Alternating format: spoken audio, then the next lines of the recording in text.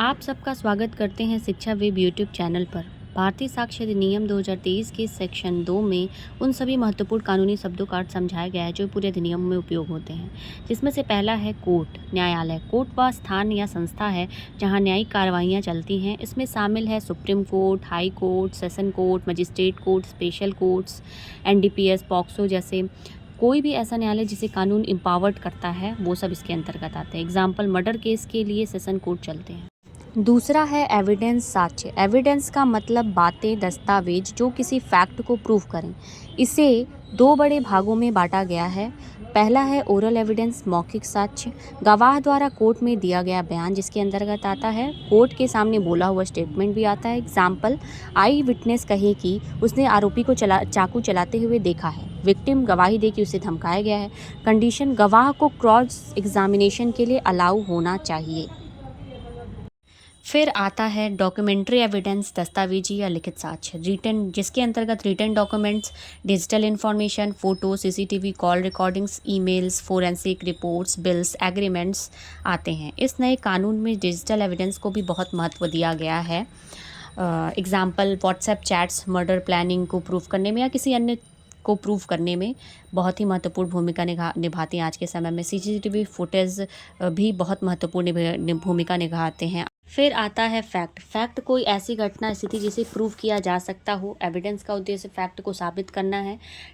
पहले आता है फिजिकल फैक्ट, ऐसा फैक्ट जो देखा, सुना या महसूस किया जा सके। फॉर एग्जांपल, ज़मीन पर खून का होना, किसी व्यक्ति का मृत पाया जाना। फिर आता है psychological fact, state of mind वाला फैक्ट कह सकते हैं। यह डायरेक्ट नहीं दिखती लेकिन बिहेवियर, ईमेल स्टेटमेंट्स में से ये प्रूव होते हैं। For example, intent to murder, एक व्यक्ति डर में था, मजबूर था। ये सब भी इसके अंतर्गत आते हैं फैक्ट्स के अंदर। फिर आता है रेलिवेंट फैक्ट्स, संबंधित तथ्य। हर फैक्ट एविडेंस नहीं बनाता, केवल वो फैक्ट जो केस से जुड़ा हो वही रेलिवेंट माना जाएगा। फॉर एग्जाम्पल, मर्डर केस में आरोपी और मृतक की दुश्मनी एक रेलिवेंट फैक्ट मानी जाएगी।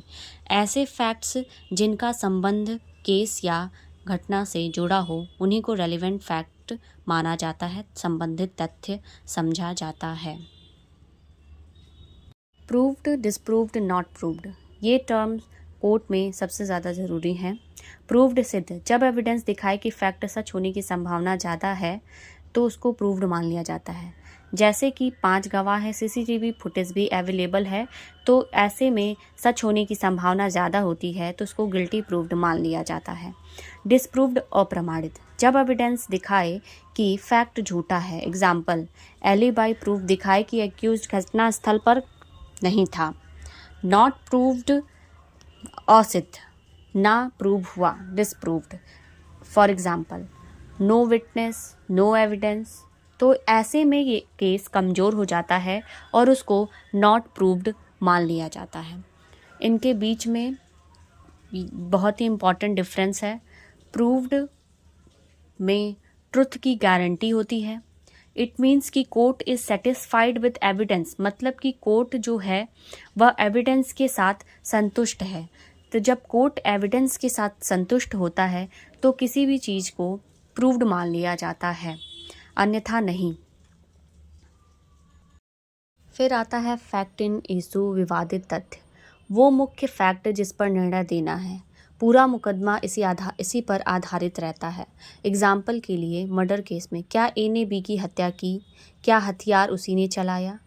अगर ये से सब साबित कर दिया जाए तो ये प्रूफ हो जाएगा और केस समाप्त हो जाएगा।